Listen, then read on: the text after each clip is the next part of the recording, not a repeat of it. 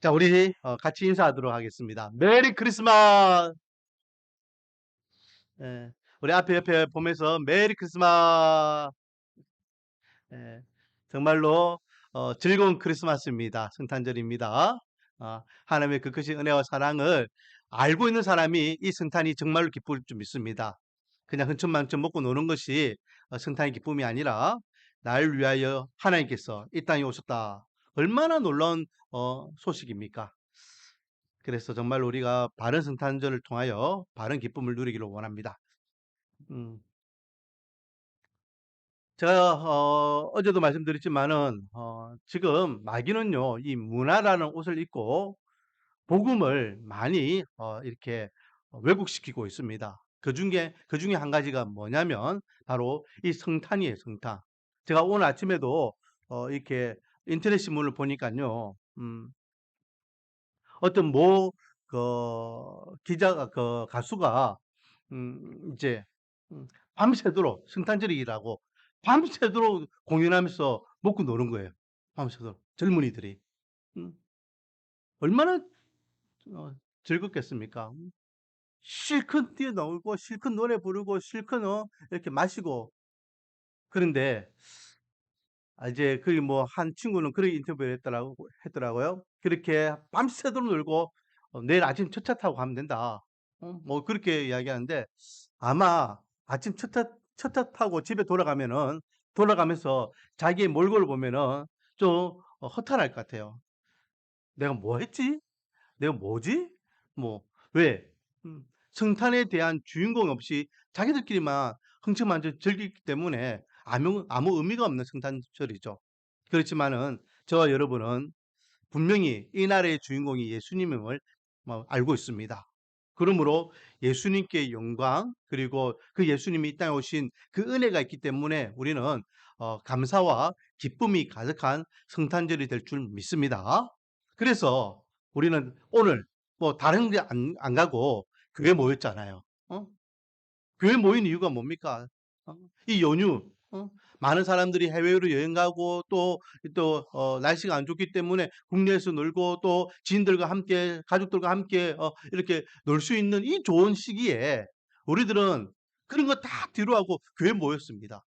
그 이유는 이 나라의 주인공이 예수님이기 때문에 주님 앞에 찬양과 경배 예배를 드리는 것이 그 날을 온전히 드리는 것임을 알기 때문에 이 자리에 모였을 줄 믿습니다. 원하기는 정말로 하나님 앞에 몸과 마음과 뜻과 정성을 다하여 감사의 예배를 드리는 저와 여러분에게 하나님의 한량없는 은혜와 축복이 가득한 성탄절이 되며 또 믿음의 삶이 되기를 주님의 이름으로 축원드립니다. 자, 제가요 이제 연말을 맞이해서 이제 다음 주 주일이 되면은 이제 2023년도 예배가 끝나죠. 이 시점에서 다시 한번 물어보겠습니다. 2023년도 우리 교회 표가 뭘까요? 이제 현수막도 이제 제거했기 때문에 예. 자, 우리 교회 표 2023년도 시작. 나는 예배자입니다. 나는 예배자입니다. 우리가 2023년 한 해 동안 나는 예배자입니다라는 표어를 가지고 우리가 예배 드릴 때마다 은혜를 사모하며 모이고 또 예배 드릴 때에 감동과 감격 있는 예배를 통하여 은혜를 누리고 또 교회 안에서만 예배로 그렇게 은혜 누리는 것이 아니라 우리 삶 자체가 은혜가 넘치는 삶을 예배자의 삶을 살아야 된다라는 표어를 가지고 1년을 달려왔습니다. 원하기는 1년을 그렇게 살았지만은 야 이제는 끝났다. 내일부터는 우리는 뭐 온전한 예배자 이런 거 신경 안 쓰고 그냥 살아든다. 그게 아니죠. 우리는 주님 앞에 서는 그날까지 온전한 예배자의 삶을 유지하기를 원합니다. 그래서 늘 하나님께는 영광이요 예배드리는 저와 여러분에게는 은혜와 기쁨과 감사가 흘러넘치는 그런 하루하루의 삶이 되기를 주님의 이름으로 축원드립니다. 성탄절을 맞이하여서 제가 왜 이 온전한 예배자에 대한 말씀을 다시 한번 꺼내고 있을까요? 이유는 한 가지입니다. 성탄절 하면은 빠지지 않고 등장하는 인물이 있는데요. 오늘 본문에 그 인물이 있고 조금 전에도 특송으로 찬양 드렸던 그 찬양 들을 때에 나왔던 인물들인데 바로 동방박사들이죠. 동방 박사들이 하나의 예수님께 나와서 경배하는 모습, 그 모습이 오늘 읽었던 본문의 내용입니다. 이 동방 박사들이요, 아기 예수께 경배하는 모습을 통하여서 오늘날 우리도 온전한 예배자의 모습을 어떻게 살아야 되는가? 다시 한번 성탄절을 맞이하여 동방 박사들이 아기 예수께 경배하는 모습을 통하여서 우리의 예배자의 모습을 다시 한번 돌아볼 수 있는 귀한 시간 되기를 소망합니다. 자, 그렇다면 이 동방 박사들이 드리는 예배, 경배하는 모습은 어떤 모습이었냐? 첫 번째, 동방 박사들은요, 포기하지 않는 예배자였습니다. 자, 동방 박사에 대한 정확한 내용은 없습니다. 오늘 우리 성경에 동방으로부터 박사들이 왔다라고 되어 있는데 이 동방 박사들이 어디에서 온 사람인지는 몰라요. 어떤 학자는요, 가깝게 이 동방이라는 것은 이스라엘을 기점으로 해서 동쪽에 있는 나라, 그래서 지금 우리 식으로 이야기하면 뭐 아라비아나 이 중동 국가 중에 한 나라가 아닐 것인가라고 추측합니다. 또는 그 당시에 메소포타미아 지역은 천문학이 발달했기 때문에 그 지역에서 갈대아 우르 있잖아요.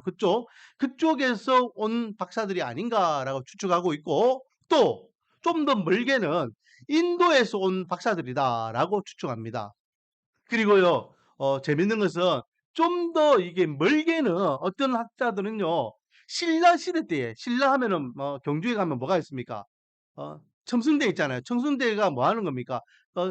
이게 별을 관측하는, 그래서 신라 시대 때 천문학이 발달했다라는 것을 우리가 잘 알고 있죠.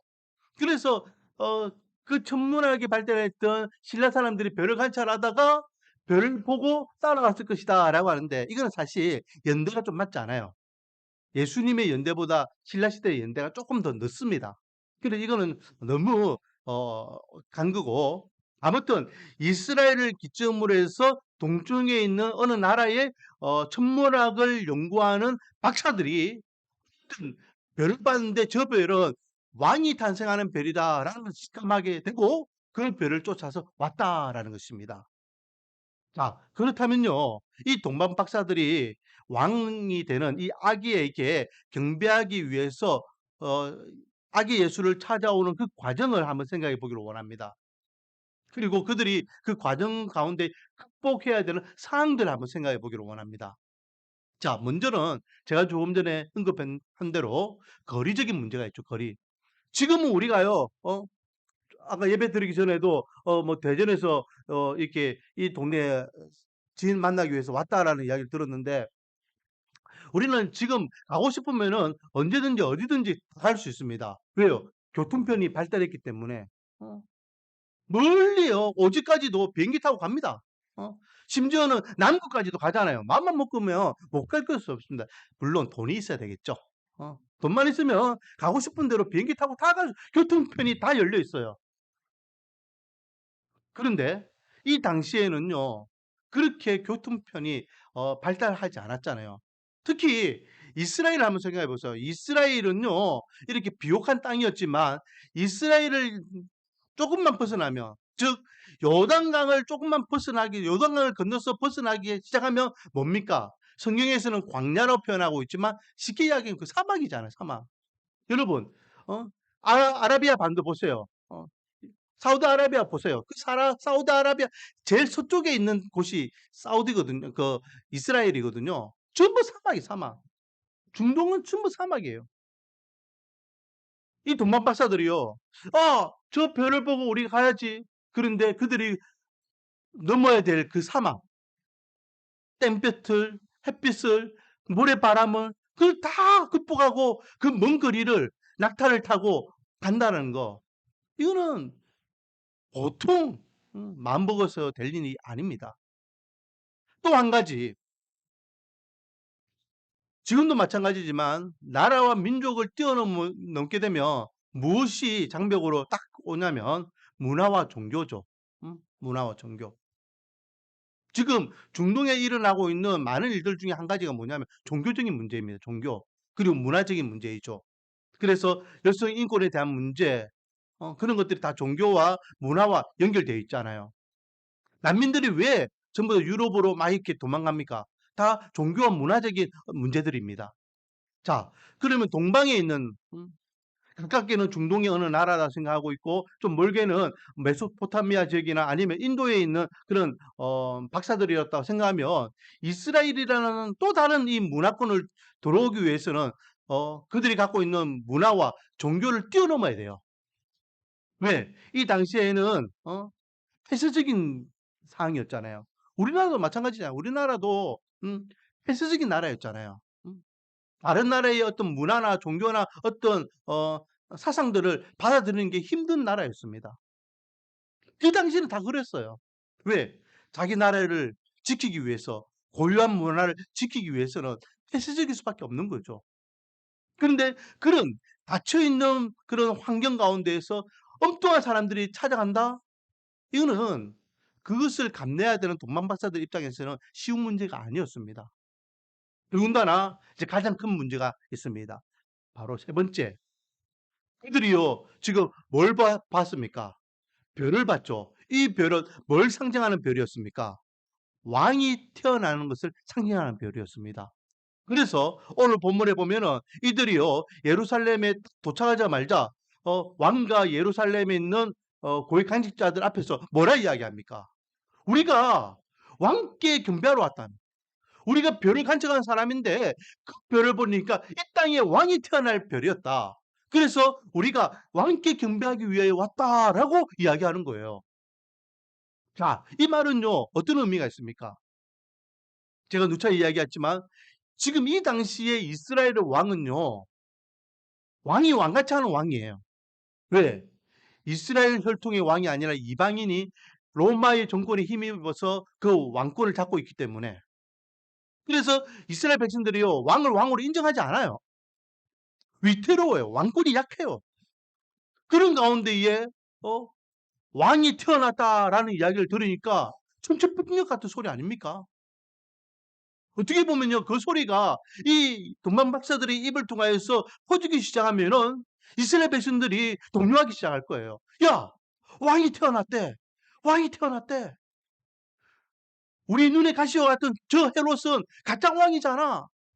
하나님께서 우리에게 다윗의 혈통을 통하여 왕을 주시는 것 같아. 헤롯 입장에서는요, 이 동방 박사들이 허위 사실을 유포하는, 그래서 민심을 동요시키는 그런 악한 무리들로 비출 수 있는 겁니다. 그런 자들을 함부로 그냥 가만히 두겠습니까? 어떻게 합니까? 그 동방 박사들이 천사들을 통하여서 다른 길로 빨리 몸을 배신하라 해가지고 그들이요, 가기 예수를 만나고 난 다음 헤롯에게 돌아가지 않냐고 그들이 다른 길로 고국 땅으로 돌아갔잖아요. 그 이후에 헤롯이 동방 박사들 기다려도 오지 않으니까 어떤 처치를 처하게 됩니까? 3절, 그 16절 보면 이에 헤롯이 박사들에게 속은 줄 알고 심히 노하여 사람을 보내어 베들레헴과 그 모든 지경 안에 있는 사내 아이를 박사들에게 자세히 알아본 기준하여 2살부터 그 아래로 다 죽였다. 2살 이하의 남아들을 다 죽여버려요. 헤롯은 그런 사람이에요. 정말로 악한 사람이고 악랄한 사람입니다. 이런 그가, 이 아기, 아무 죄도 없는 이 아기를 죽일 수 있는 그가 이 허위 사실을 유포하는 동방 박사들을 가만히 두겠습니까? 어떻게 보면요, 이 동방 박사들은 지금 생명의 위협을 무릅쓰고 이 아기 예수께 경배하기 위하여 오고 있는 것입니다.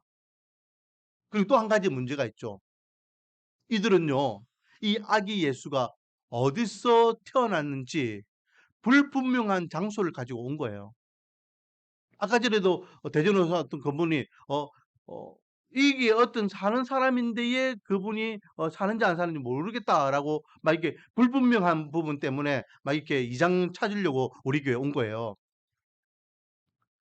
어느 장소인지 몰라요. 음. 뭐 이스라엘이 작은 땅이라도 적어도 이스라엘은요, 우리 경상도 남북, 그 경상 남북 정도의 규모의 땅이잖아요. 어디에서 아기 예수를 찾는단 말이에요. 이런 많은 극복해야 할 사항이 있음에도 불구하고 그들은 뭐 하지 않았다? 포기하지 않았습니다. 자기 예수께 경배하러 가자. 그리고 먼 거리를 뛰어넘고 사막을 뛰어넘고 그리고 종교 문화를 뛰어넘고 왕이 자기들을 위협할 것을 생명의 위협에 대한 문제도 뛰어넘고 장소에 대한 불분명한 것도 뛰어넘고 그들은 무조건 아기 예수께 경배하기 위하여 짐 싸고 준비해서 그렇게 그 먼 길을 달려왔다라는 것입니다. 여기에서 우리가 받아야 될 교훈은 무엇입니까? 우리가 하나님 앞에 예배드리는 모습이 핑계대면 안 된다는 거예요. 이것 때문에 저것 때문에 뭐 때문에 그런 핑계를 대면서 하나님 앞에 나오는 우리 예배의 모습이 방해받으면 안 된다라는 것입니다. 우리 이번에 우리 최갑성 지사님도 갔다 오셨죠. 임영웅 콘서트. 그게 보통 일이 아니더만요. 제가 지난주에 TV를 보니까요. 임영웅 그 콘서트 그 티켓을 예비하는 과정을 연예인들이 예능 프로에서 이렇게 하는 모습을 보여주더라고요. 근데 어 시간, 장소 이 불특정입니다. 그냥 들어가 가지고 찍어 가지고 걸리면은 부산 사람이 서울에 걸리면 서울까지 가서 봐야 되는 거고 서울 사람이 광주 걸리면 광주에 가서 그날 자기가 그 시간을 맞춰 가는 거예요. 정말로 어렵더라고요. 그런데 놀라운 것은요. 그렇게 3 초, 2 초, 1초 띵 하고 이제 그 티켓팅 할 수 있는 시간이 홈페이지에 딱 열리면은 동시에 딱 누르는데 대기 명단이요. 순간적으로 대기 명단이 80만 명. 안 놀라나요? 80만 명. 80만 명이면요. 부산 인구의 3분의 1 입니다. 3분의 1. 어. 3분의 1 정도 되겠죠. 예. 엄청난 수예요. 엄청난 수. 그 수가요. 동시에 눌러 가지고 기다려야 되는 거예요. 그래 가지고 자기가 당첨되면 어 어느 시간 어느 그 날짜 장소가 아니라 그냥 자기가 거기 떠오르는 대로 장소가 나오는 대로 그냥 티켓팅 해 가지고 그냥 돈 내고 그 보러 가야 되는 거예요. 어떻게 좋았습니까 지사님? 예. 아침부터 가 가지고 이렇게 아는 지인분하고 이렇게 하루를 보내고 오셨는데 보세요. 그냥 한 사람의 콘서트도요. 그렇게 사람들이 사모하고 또 그것이 걸리면은 좋아하고 자기 부모님들을 위하여 그렇게 티켓팅하기 위해서 모든 것들을 집중하여서 하는 모습. 우리는 하나님 앞에 예배드릴 때에 적어도 이 가수들이 콘서트 하는 것보다는 더 나아야 되지 않겠습니까? 그들은요 그냥 우리 귀와 우리 눈을 잠깐 한두 시간 이렇게 즐겁게 해 주는 걸로 끝나지만은 하나님은 우리의 생명을 보내 주신 분이잖아요. 그렇다면 하나님께 나오는 우리의 모습은요 적어도 돈 받는 사람과 아기 예수께 나와 경배하려고 하는 이 모습처럼 그렇게 임영웅이라는 콘서트를 가려고 하는 그 마음가짐처럼 우리도 그런 마음으로 주님 앞에 나와야 될 줄 믿습니다. 그런데 우리가 하나님 앞에 예배드리는 데 있어서 우선순위는 어디에 두고 있습니까? 왜 자꾸만 하나님께 나오는데 이 예배 순서가요. 자꾸 내 삶의 우선순위에서 뒤로 물러가고 있습니까? 뭐 때문에 못 가겠습니다. 뭐 때문에 못 가겠습니다. 뭐 때문에 힘듭니다. 뭐 때문에 왜 그것이 핑계가 되어서 하나님의 자녀가 하나님께 나와 예배드리는 것에 항의를 받고 있습니까? 저와 여러분이 믿는 하나님은요. 이렇게 우선순위에서 뒤로 밀릴 만큼 하는 분이 아니셔요. 우리가 예배드리는 데 있어서 하나님 앞에 예배드리는 그 예배가 우리 삶에 있어서 우선순위에서 뒤로 빠질 만큼 그런 예배가 하찮은 예배가 아니란 말이죠. 원하기는 시간, 환경, 장소를 불문하고 포기하지 않는 예배자가 되기를 원합니다.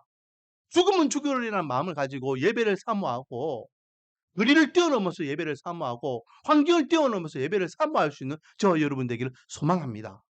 두 번째, 동방마사들이 예배드리는 이 예배를 통하여 경배하는 모습을 통하여 우리가 배울 수 있는 점은요. 동방 박사들은 정성을 다하여 예배드렸다라는 것이죠. 자, 오늘 본문입니다. 오늘 본문에 보니까요, 그들이 이 아기 예수께 드린 예물을 한번 보겠습니다. 11절. 자, 11절 같이 한번 읽어보겠습니다. 시작. 집에 들어가 아기와 그의 어머니 마리아가 함께 있는 것을 보고 엎드려 아기께 경배하고 보배 합을 열어 황금과 유황과 몰약을 예물로 드리니라. 아멘. 이 동방박사들이요, 결국은 이 아기 예수를 찾아내요. 왜? 별 따라 가보니까 그 별이 멈춘 집 밑에 들어가 보니까 마리아가 아기를 이렇게 안고 누워 있는 것을 발견하게 됩니다. 그리고 그에게 아기 예수께 경배하는데, 경배하면서 드렸던 예물이 세 가지입니다. 첫 번째는 황금이죠. 황금은 왕을 상징하고 있습니다. 왜요? 별이 왕이 나심을 지금 보여주는 것이기 때문에 왕께 드리는 예물로 황금을 가져왔죠. 이것은 장차 예수님께서 유대인의 왕이고 또 전 인류의 왕이라는 것을 암시하고 있는 대목입니다. 그리고 유황입니다. 유황은 예배 때에 드리는 승스러운 향기를 이야기하죠. 구약시대 때 보면요, 성소의 안에 보면은 성소와 지성소 사이에 커튼이 있었고 거기에 보면은 향로가 있었습니다. 거기에 제사장들이 가서 계속해서 향을 피우게 되는데요. 그 향을 만드는 향재료의 주재료가 뭐냐면 유황이었습니다. 유황. 하나님의 임재, 그리고 성도들의 기도, 이런 것들을 향으로 표현했는데 거기에 대한 상징, 즉 예수 그리스도가 하나님의 아들이시고 하나님과 우리 인간의 중재자가 되심을 상징하는 그런 유황을 지금 드리고 있는 것입니다.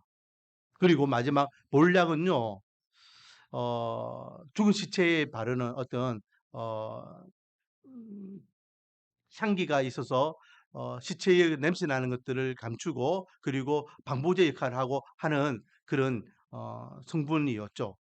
이것은 결국 예수님의 죽으심과 그리고 십자가에 대한 말씀을 상징하고 있는 것입니다. 그런데 이게 쉽게 뭐 말해서 뭐 향금, 몰약, 유황이라고 이야기하지만 이거는 이 당시에는 고가였습니다. 아무나 가질 수 있는 그런 물품이 아니었습니다. 이것을 그들은요, 의미를 보호해서 정성을 다하여 가져와 그 아기 예수께 바치고 있는 겁니다. 아기 예수는요, 지금 어디에 누워 있습니까? 초라하고 냄새나고 지저분하고 그리고 또 시끄러운 말구육간이에요. 몰라요. 오늘 본문에 보면요. 11절에 보니까 집에 들어갔다라고 되어 있는데, 뭐, 유추할 수 있죠. 그 집 자체를 이야기할 수도 있고, 여관 자체를 이야기할 수도 있고, 또는, 자기 집에 마구간에, 요셉과 마리아를, 그냥 우리는 방이 없으니까 그냥 마구간이라도 좋으면 그게 하룻밤 지냈어요라고 마구간을 빌려줬는데 그 주인이 밤새 아기를 낳았잖아요. 그러니까 연민을 가지고 아기는 이 산모를 그 마구간 추운 마구간에 둘 수 없어서 자기 방이나 아니면 빈 방에다가 이렇게 자리를 옮길 수도 있고 아무튼 그렇게 집을 찾아간 것입니다. 그리고 그 누추한 곳에 누워 있는 그 아기에게 왕으로서 이 동방박사들은 최대한 예를 다해서 예물을 드리고 경배를 하고 있다라는 것이죠. 자, 이 모습을 통하여 우리는요, 우리가 하나님 앞에 예배드리는 예배의 모습을 한번 돌아보기를 원합니다. 우리는 정말로 하나님 앞에 어, 정말로 최대한의 예를 갖추어서 예배를 드리고 있는가? 제가 저번에 한번 언급했지만요. 저는 물론 오전 예배 때만이지만 이렇게 목사 가운을 입고 있습니다. 뭐 요즘 교회 목사들은 목사 가운을 안 입죠. 뭐 그게 뭐 권위적이다 뭐하다 이래서. 그런데 목사 가운은요. 권위를 이야기하는 게 아니에요. 음, 이거는 저를 위해서 입는 겁니다. 제가 목사구나. 하나님 앞에 우리 성도들을 온전한 예배자로서 집례하기 위한 직분을 감당하구나. 그런 의미에서 입지만은 그러나 한번 생각해 보세요. 사람들이요 흔히들 의사들이 의사 가운 입는다고 해서 그 권위라고 이야기합니까? 아니잖아요. 당연히 의사는 의사 가운을 입는 겁니다. 그러면 판검사들이 법복을 입는 것을 어 그러면은 그 권위라고 이야기합니까? 당연히 입잖아요. 목사가 목사 가운을 입는 걸 권위라고 이야기하는 것은 잘못된 시각입니다.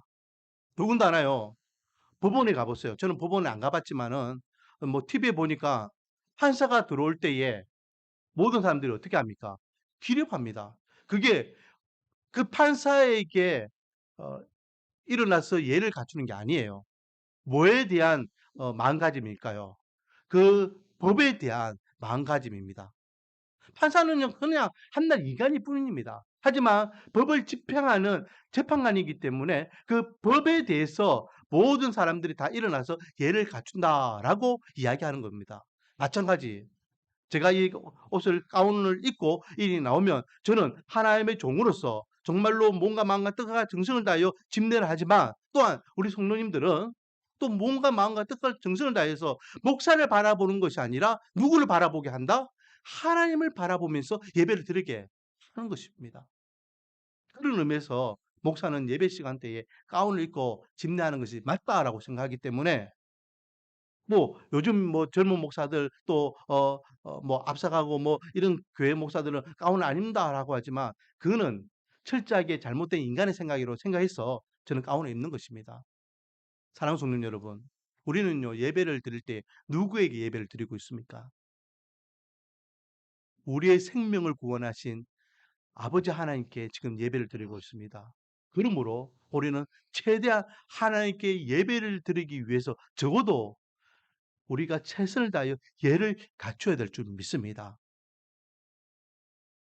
마음가짐, 몸가짐 이런 것들을 최대한 갖춰서 우리가 할 수 있다면 최선을 다하여 하나님 앞에 예배로서 영광 돌릴 수 있는 모습이 저와 여러분이 드리는 예배의 모습이 되기를 원합니다. 오늘은 동방바사들이 아기 예수를 찾아와서 경배하는 모습을 통하여 오늘날 우리가 어떤 온전한 예배자가 될 것인가 생각해 봤습니다. 우리가 하나님 앞에 예배 드리는 데 있어서 포기하지 않는 예배자가 되기를 원합니다. 이유들이 많죠. 음. 핑계거리들이 많습니다. 환경이 그렇게 우리를 온전히 예배드리지 못하도록 방해하는 것들이 분명히 있을 것입니다. 그럼에도 불구하고 그 모든 것을 극복하고 날 구원하기 위하여 이 땅에 오신 예수님을 향한 우선순위를 바로 두는 예배자가 되기를 원합니다. 그리고 주님 앞에 나와서 예배 드릴 때는 몸과 마음과 뜻과 정성을 다하여 하나님 앞에 예를 갖추어서 예배 드리는 예배자가 되어 하나님께 영광이요 저와 여러분의 은혜요 또 하나님의 한량없는 기쁨을 경험하는 예배자가 되기를 주님의 이름으로 축원드립니다. 아버지 하나님 감사를 드립니다. 하나님 동방바사들이 아기 예수를 경배하였던 이 모습이 오늘날 우리가 하나님 앞에 나와 예배드리는 모습으로서 다시 한번 점검하게